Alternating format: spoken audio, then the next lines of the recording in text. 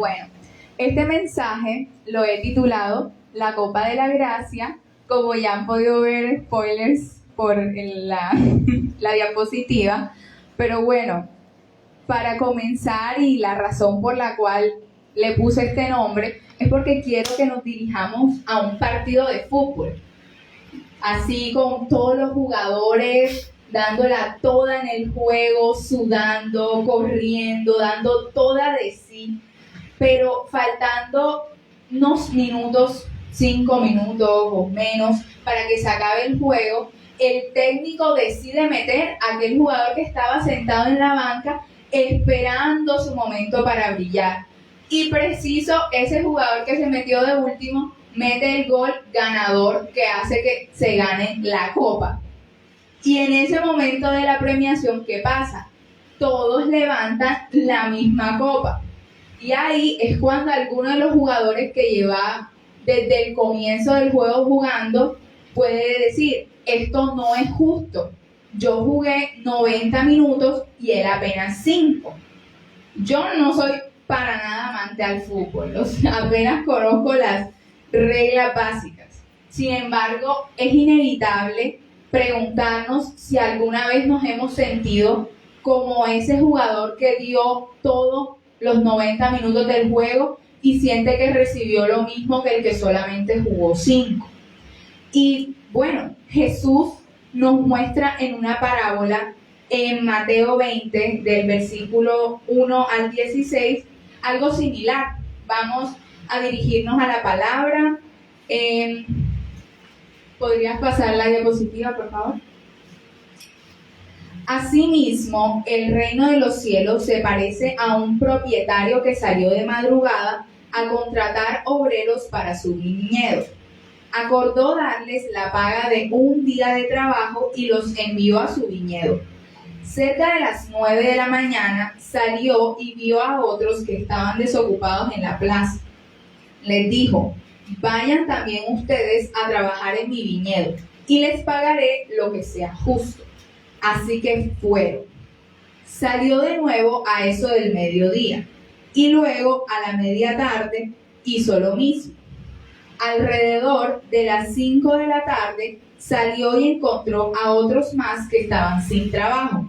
Les preguntó: ¿por qué han estado aquí desocupados todo el día?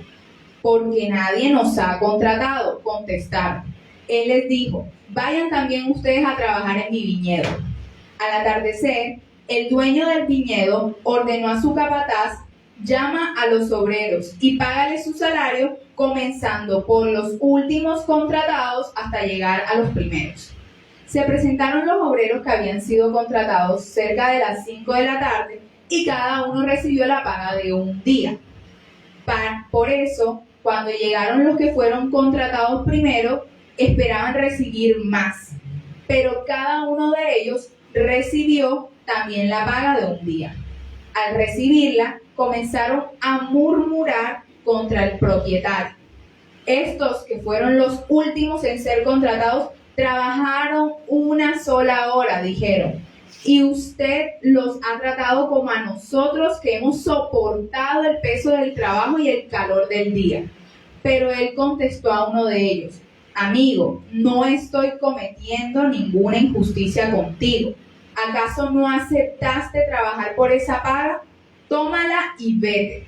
Quiero darle al último obrero contratado lo mismo que te di a ti. ¿Es que no tengo derecho a hacer lo que quiera con mi dinero? ¿O te da envidia que sea generoso? Así que los últimos serán los primeros y los primeros serán últimos. Bueno, Jesús, sabiendo cómo funcionaba nuestro corazón, contó esta parábola y la concluyó con una frase un poco desconcertante: los últimos serán los primeros. Pero antes de llegar ahí, vemos que Jesús en el capítulo anterior, es decir, en Mateo 19, concluye, estaba en una conversación hablando con un joven rico que tenía muchas riquezas. Y él llegó y le dijo: Señor, yo he cumplido con todo lo que dice la ley, quiero seguirte. Y él le dijo: pero una sola cosa te falta. vende todas tus riquezas y dáselas a los pobres. Y él, no puedo, y se fue muy triste. Entonces sus discípulos llegaron y le dijeron, no, pero nosotros sí lo hemos dejado todo. ¿Qué recibiremos entonces a cambio nosotros? Y Jesús, en respuesta, promete recompensar a los discípulos, pero aclara que en el reino de los cielos hay una inversión de valores, pero muchos de los primeros serán últimos y los últimos serán primeros. Mateo 19:30. Es decir, no todos los que parecen tener ventaja en este mundo, riquezas, poder, prestigio, serán los primeros en el reino. Y los que parecen insignificantes aquí pueden ser grandes allá. Ahora bien, ¿no les suena similar la frase con la que Jesús concluye su intervención en Mateo 19 y con la que concluye la parábola en Mateo 20?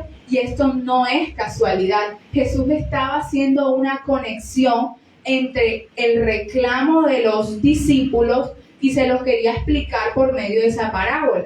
Es un reflejo del corazón de Dios. En el reino de Dios, los criterios de grandeza humana se invierten y lo que cuenta es la gracia soberana de Dios. Aleluya. Entonces, esta parábola no es sobre salarios ni sobre injusticias humanas, no, es un retrato del corazón de Dios y de cómo funciona realmente su reino. Tal vez en este momento sientes que se te explota la cabeza, entonces vamos a desglosarlo en 3 lecciones centrales que Jesús nos quería dejar por medio de esta parábola. La primera es que la salvación y recompensa en el reino es por gracia y no por méritos. En este pasaje vemos que todos los viñadores llegaron a horas diferentes, en diferentes tiempos, pero todos recibieron el mismo pago. Ahora bien, ustedes dirán, bueno, muy mal que les haya pasado esto, se esforzaron, recibieron la misma paga que los otros, muy feo, muy de todo, pero eso no tiene nada que ver conmigo, eso quedó por allá. Yo ahora ni siquiera sé qué es un viñedo, qué es un denario, no. Pero bueno, yo creo que Jesús nos dice hoy que esto sí tiene que ver con nuestra vida. Entonces, vamos a mirar.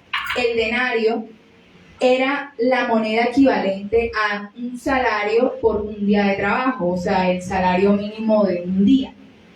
En este pasaje simboliza la vida eterna. O sea, no es simplemente dinero, sino que Jesús estaba hablando de la vida eterna. Déjame explicarlo. Nuestra salvación, al igual que el salario que ellos recibieron, no depende de cuánto hayamos hecho, sino de haber respondido al llamado del Señor. Amén. Y esto también aplica para ti hoy.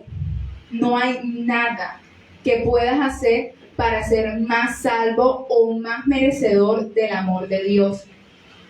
En Efesios 2, 8 al 9, Pablo nos recuerda que por gracia ustedes han sido salvados mediante la fe. Esto no procede de ustedes, sino que es regalo de Dios y no por obras para que nadie se jacte. Pablo nos recuerda que es gracia inmerecida. No porque ayunemos 40 días o por estar en todos los eventos de la iglesia. Ahora bien, esto no significa que porque seamos salvos por gracia no debamos ayunar o asistir a la iglesia, porque si no la pastora Flor me regaña. Por favor, sí vengan al ayuno mañana. No, esto no es lo que estoy tratando de decir. Pero no debemos dejar que nuestro corazón se llene de orgullo y religiosidad hasta el punto de creer la mentira de que es por nuestro arduo trabajo y esfuerzo que nos ganamos la salvación. Jesús aquí no está hablando de recompensa, que son cosas diferentes, sino de salvación, de nuestra vida eterna. En Apocalipsis 22:12, Jesús promete traer recompensa. Aquí usa el griego mistos, que significa pago o galardón, para cada uno según su obra. Aquí no habla de salvación, que como ya vimos en Efesios es por gracia, sino de los galardones en el reino por fidelidad, servicio y obediencia de cada creyente. Nadie puede reclamar más salvación por haber servido más, por haber estado más tiempo en la iglesia, porque la vida eterna es el mismo denario que se da a todo el que recibe a Jesús como su Señor y Salvador. Aquel que entra en el reino por gracia recibe este regalo meramente por gracia. Amén. Y para retomar nuevamente la ilustración del comienzo, todos los jugadores levantan la misma copa. Sin embargo, no todos van a recibir los mismos reconocimientos individuales. Hay unos que se ganan de máximo goleador, mejor arquero, mejor jugador, etc. Pero todos al final, si ganaron el partido, levantan la copa. Punto. Así es. El segundo punto es que Dios es soberano para dar lo que quiere a quien quiere. Jesús nos está enseñando, o Él se ilustra como el dueño de esa viña, que es soberano para dar lo que quiere a quien quiere. Cuando los obreros que habían trabajado todo el día protestan porque recibieron lo mismo que los que llegaron más tarde, Dios, o el dueño en este caso, le responde: no me es lícito hacer lo que quiero con lo mío. Versículo 15. La palabra griega que se usa aquí es exousia, que significa autoridad o derecho. El dueño tiene plena autoridad sobre su viña, como Dios sobre su reino.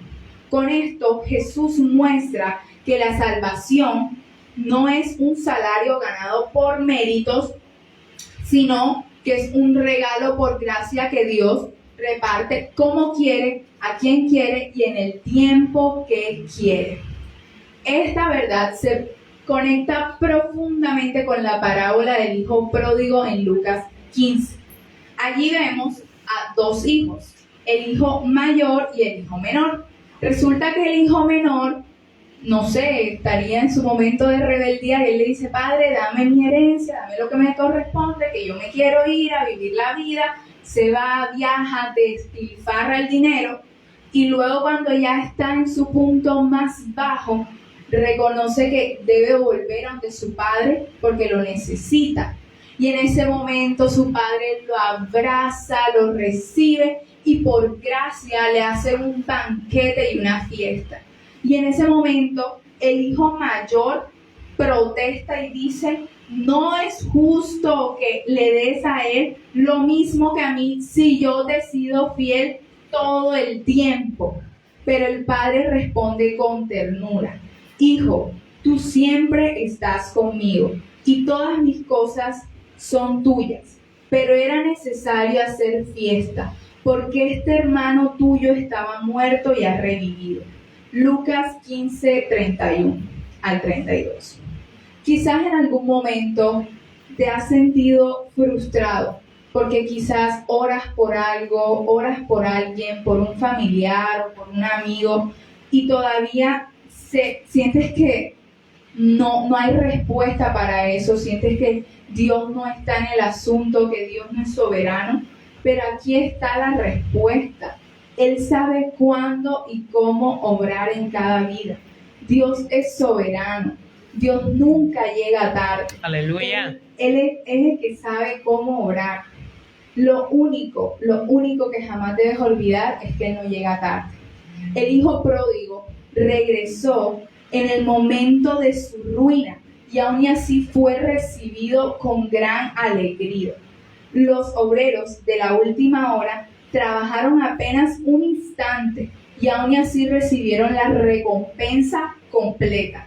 En ambos casos se cumple la misma verdad. La gracia no se mide por nuestros tiempos, sino por la bondad y el amor infinito de Dios en sus tiempos perfectos. Aleluya. Bueno, el tercer punto es que en el reino de Dios se invierten los valores humanos. Y volvemos a mencionarlo del principio. Así los últimos serán primeros y los primeros últimos. Versículo 16. Esta frase rompe con todos nuestros esquemas, porque no encaja en ninguna lógica humana. Imagina, por ejemplo, que tú te esforzaste al máximo en tu trabajo, estuviste llegando temprano, haciendo tus trabajos, buscando de qué manera puedes ser más efectivo, buscando cumplir con las metas que te proponen, y al final vieras cómo a alguien que recién inició le dan el puesto por el que tú tanto estabas trabajando y tanto te estabas esforzando. ¿No te parecería injusto? O sea, así de radical es lo que Dios nos está diciendo, la enseñanza de Jesús por medio de esta parábola. Es algo muy fuerte, porque lo que para nosotros parece injusto, para Dios es una muestra de su gracia. Jesús revierte la lógica humana de comparación y mérito, pues en el reino no se trata de cuánto logremos o cuánto nos comparemos con otros, cuánto añoramos lo que otras personas tengan. No, sino de la generosidad del Padre, que Él nos da y suple nuestras necesidades en el momento preciso y justo. No debemos por qué sentirnos menos, porque el Padre sabe lo que necesitamos y Él es un Padre bueno. Lo que el mundo considera pequeño, débil o sin mérito, Dios lo puede exaltar. Amén. Primera de Corintios 1:27. Pero Dios escogió lo tonto del mundo para avergonzar a los sabios, y escogió Dios lo débil del mundo para avergonzar a los poderosos. El mensaje es claro: Dios no mide con la vara del mundo. Lo que parece último a nuestros ojos, Él puede colocarlo primero. Lo que el mundo considera poco importante, Dios lo puede poner en primer lugar. Por eso, seguir a Cristo es vivir bajo una lógica diferente, una lógica de gracia y no de mérito. Vemos que en el texto original Jesús invierte los términos escatos, que significa último, y protos, que significa primero. Es decir, les da un uso opuesto al que normalmente tenían en la sociedad de ese tiempo. Pues siempre se utilizaba primero protos y luego escatos, primero lo primero y luego lo último. En la cultura judía y también en el mundo greco-romano, protos representaba el honor, el privilegio, la posición, el prestigio. Ser el primero era estar arriba, ser reconocido, ser el mejor. Por el contrario, escatos significaba ser insignificante, estar al final de la fila, al final de la escala social, carecer de mérito e importancia. Lo que Jesús hace es romper con esa lógica social y religiosa. Cambia el orden humano de los valores. No importa si llegaste al reino tarde, temprano, si tienes muchos méritos, muchos títulos, muchas riquezas, muchas cosas que delante de los ojos del hombre son maravillosas, o si no tienes ni uno solo. Lo que importa es haber respondido al llamado de Dios y vivir bajo su gracia. Amén. Y sabes, este mensaje toca fuertemente mi vida, porque muchas veces podemos llegar a caer en la mentira de que valemos por lo que hacemos, por lo que producimos o por lo que alcanzamos. Y más en esta sociedad que nos impulsa a producir más, a hacer más, a demostrar, a aparentar más. Y yo misma, que hoy estoy aquí frente a ustedes hablando, reconozco que me ha pasado y mucho.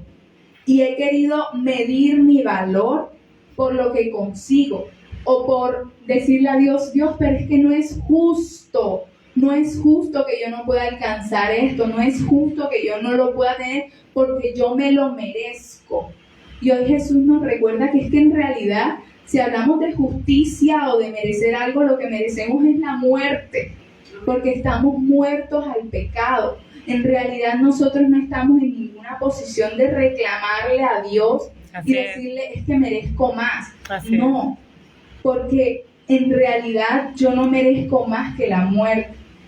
Pero el Señor en su gracia me da aquello que no merezco. Así como mencionaba la pastora Flor, mi familia ha sido restaurada gracias a Él en su tiempo preciso, como mencionaba en el otro punto. Dios nunca llega tarde. Tal vez había momentos de desesperanza, de dolor, y todavía, porque ninguna situación en la vida es fácil. Nunca en el mundo sufriremos aflicciones, pero ahora tengo la fortaleza y la gracia y el saber que Dios está a mi lado y que Dios camina a mi lado. Eso no lo puede dar nada en este mundo. Y yo confío en que Él me da lo que yo necesito en el momento que lo necesito. Y Él es bueno y Él es bueno. Amén. Hoy vivimos en una sociedad que mide a las personas por lo que logran, lo que producen, lo que aparentan en redes sociales. Estamos constantemente comparándonos. ¿Quién tiene más seguidores, mejores, casa, carro, zapatos? ¿Quién tiene mejores bolsos, más dinero, más amigos, más reconocimiento, más títulos universitarios? Y cuando vemos que alguien que empezó después, entre comillas, avanza más rápido que nosotros, pues por obvias razones va a surgir frustración y nos vamos a sentir mal porque, bueno, somos humanos y es normal que nos podamos sentir así. No está mal. Pero Jesús aquí nos recuerda que su lógica es diferente y nos invita a también caminar bajo esa lógica de su mano. Y Él hoy te dice, los últimos serán los primeros y los primeros últimos. Porque, hermanos, tampoco debemos olvidar que Jesús se humilló hasta lo sumo, convirtiéndose en lo último. Aún siendo Él Dios, Él sí que merecía estar de primero, porque era el Cordero sin mancha, que merecía estar en lo más alto. Para que hoy nosotros podamos acceder a la salvación, Él decidió despojarse de todo eso. Aleluya. Filipenses 2:6-9 dice, quien siendo por naturaleza Dios, no consideró el ser igual a Dios como algo a que aferrarse. O sea, decir, no, es que yo soy Dios. No, Él no dijo, eso no me importa, no me aferro a eso. Por el contrario, se rebajó voluntariamente, tomando la naturaleza de siervo y haciéndose semejante a los seres humanos. Y al manifestarse como hombre, se humilló a sí mismo y se hizo obediente hasta la muerte y muerte de cruz. Por eso Dios lo exaltó hasta lo sumo y le otorgó el nombre que está sobre todo nombre. Amén. Amén. Sin costo, sin mérito, solo gracia. Esto significa que delante de Dios tu valor no depende de cuántas cosas consigas ni de en qué puesto te ubiques en la escala social. Díganme si esto no es motivo de alegría. Amén. No estamos enlazados o anclados a lo que el mundo piensa de nosotros. No, vivimos bajo una lógica diferente. Dios nos mira con ojos de amor. Se despojó de todos para que hoy nosotros podamos recibir esa gracia y vivir bajo esa alegría. Lo que realmente importa es que tú respondas a ese llamado. Su palabra dice que lo busquemos primeramente a Él y todas las demás cosas serán añadidas. Dice su palabra que Él conoce lo que necesitamos.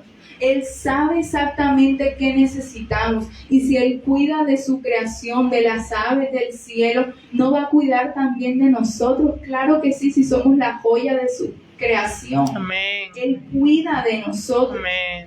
Lo que hoy te invito es que analices tu corazón. ¿Quién está siendo el rey de tu vida? ¿Es Él tu Señor? Porque cuando Él es el centro de nuestra vida, todas las demás necesidades están suplidas. Emocionales, físicas, espirituales. Y sé que no es fácil porque es caminar contra la corriente de este mundo. caminar contra lo que el mundo enseña, contra la meritocracia y todo lo que este mundo tal vez pueda promover, pero Él hoy te invita a depender de Él y a recibirlo a Él, y Él promete estar contigo hasta el fin de los tiempos. Aleluya. Esto te libera de la esclavitud de la comparación y te invita a celebrar la bondad de Dios en la vida de otros. Es que así era el corazón de Jesús. En lugar de mirar a otra persona con envidia, añorando lo que tiene, Jesús te invita también a celebrar que Dios quiso mostrar su gracia con esa otra persona. Dios es bueno. Así que la próxima vez que sientas que alguien se llevó tu lugar o que tu esfuerzo no valió la pena, recuerda esto: en el reino de Dios nadie queda por fuera, nadie.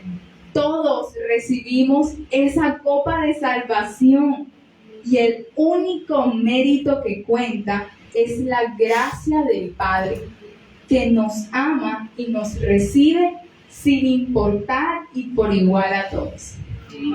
Damos gracias al Padre por este momento y oro en el nombre de Jesús para que sean rotas todas las cadenas de comparación, Amén. todas las cadenas que nos aten a correr tras el viento, como mencionaba Salomón, a correr tras el humo, porque al final son cosas sin importancia.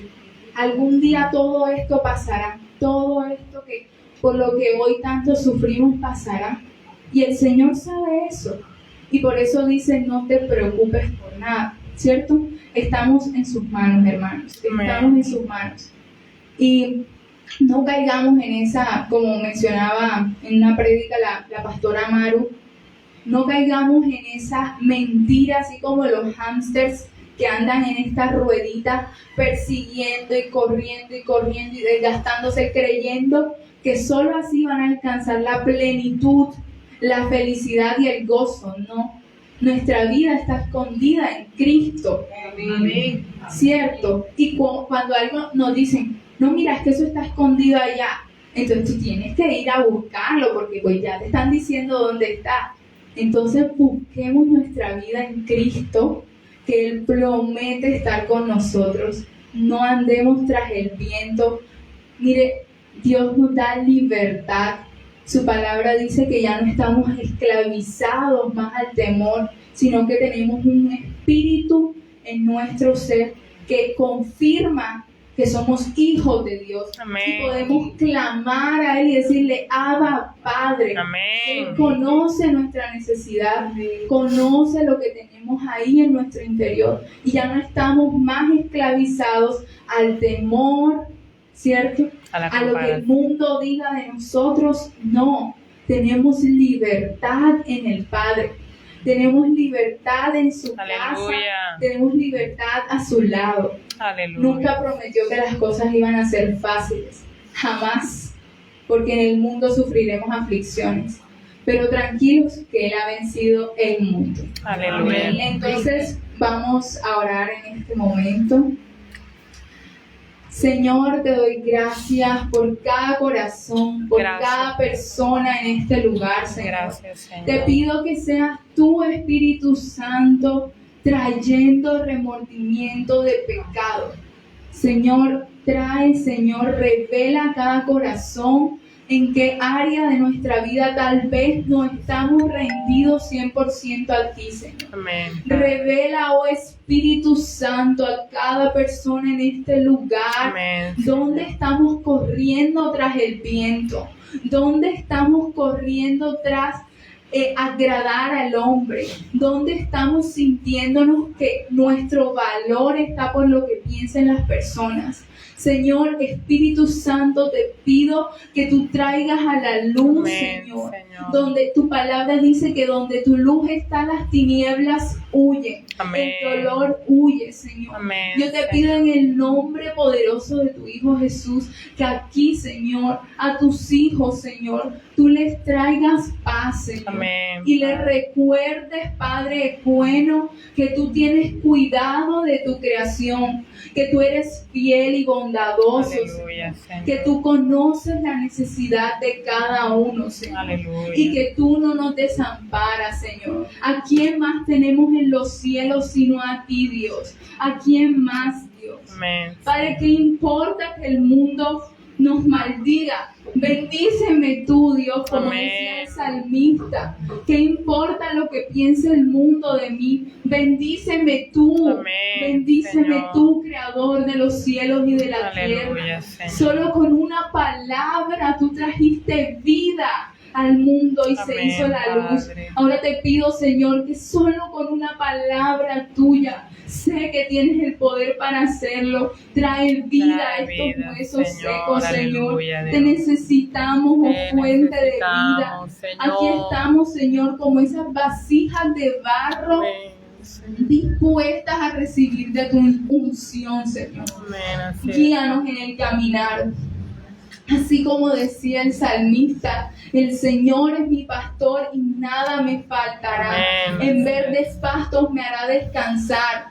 Amén, Señor. Condúcenos a esas tranquilas aguas, Amén, Señor, donde nos Señor. harás descansar. Así es. Y como ese buen pastor, guíanos con tu vara y con tu callado, mostrándonos el camino, Señor. Perdónanos si nos hemos desviado, papá. Perdónanos, Señor, si hemos caído en la comparación. Perdónanos, Señor, porque hemos ofendido tu corazón. Padre, perdónanos. Hoy queremos regresar a la senda de vida. Amén. Hoy queremos que tú, buen pastor, nos regreses a tus caminos, Señor. Espíritu Santo de Dios, toca cada corazón, toca cada fibra, Señor. Aquello que el hombre no puede conocer, tú lo conoces, Señor.